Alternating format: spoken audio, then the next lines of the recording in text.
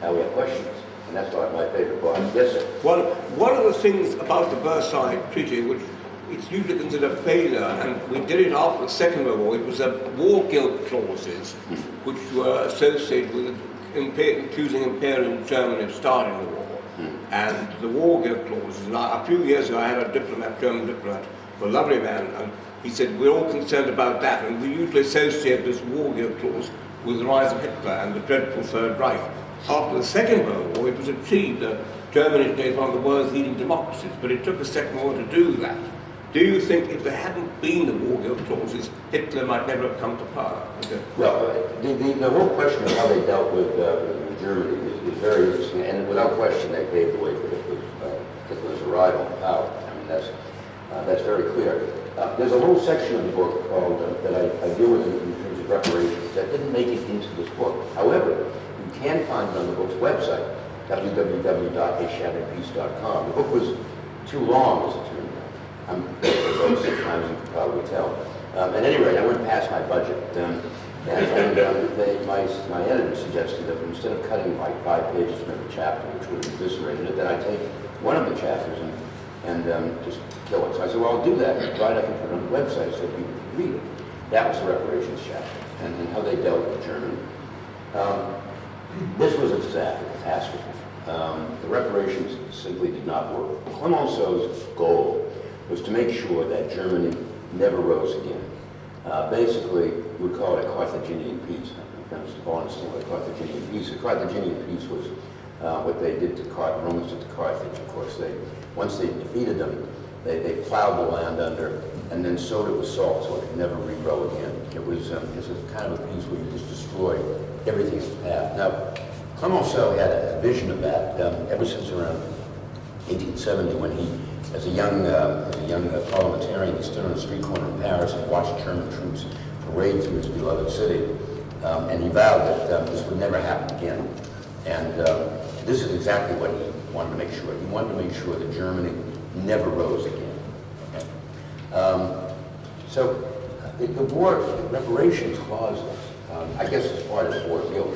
Part of it, but certainly it's more a question of we want to make sure Germany never has a chance to be an important power in Europe anymore.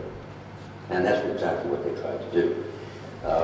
Keynes, of course, John Maynard Keynes, a great young, in those days, young British economist and member of the Bloomsbury set and so on, who was also a great friend of Harold Nicholson, by the way. They were all in the Bloomsbury crowd together. He walked out about 2/3 of the way through the conference, realizing, of course, that what was happening in terms of the whole reparations concept. He went back to being one of the wrote a book called The Economic Consequences of the Peace, which of course launched his career as one of the world's great economists. What's interesting is that Lloyd George, about a year after The Economic Consequences of the Peace came out, when of course it was by then too late, the treaty had already been signed and the Germans were already well into the way of just becoming a destroyed nation. Lloyd George wrote a small volume in which he basically said, Keynes was right. We did the wrong thing in Paris. And that really became kind of the touchstone of the future. Now, would Hitler come to power without this? It's hard to say. I mean, look, there was a global depression that was sweeping around the world. The fact that Germany had to basically pay enormous quantities of cash, gold, goods, produce, industrial and raw materials to the Western powers, that was a catastrophe, without question.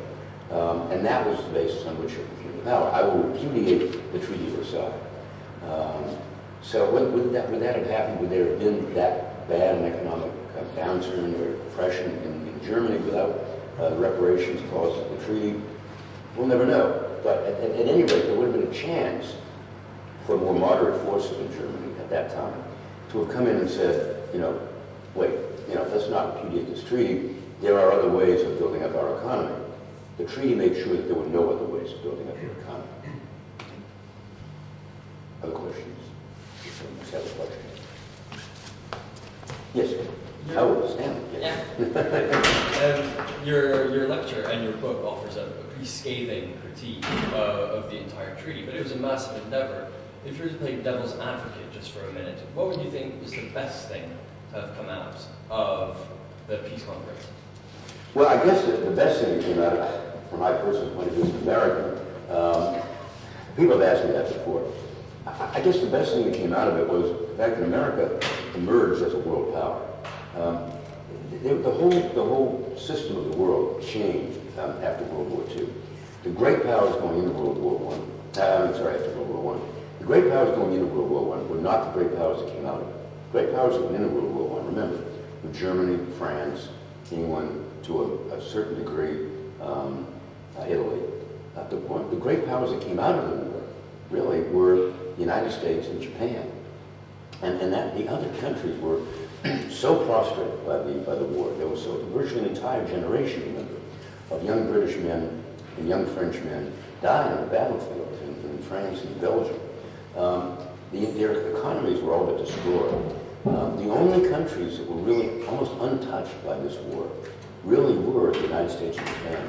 So I guess the best thing that came out of it was the fact that a new world order was coming to power, and that the treaty effectively cemented this.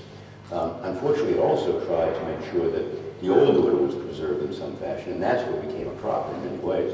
But at least it did set the United States on the path to becoming an important force in the world, for good or for ill. So I guess I could say, from my perspective, the one good thing was that the United States became a global power, which might have eventually happened, but it certainly would have taken a much longer period of time.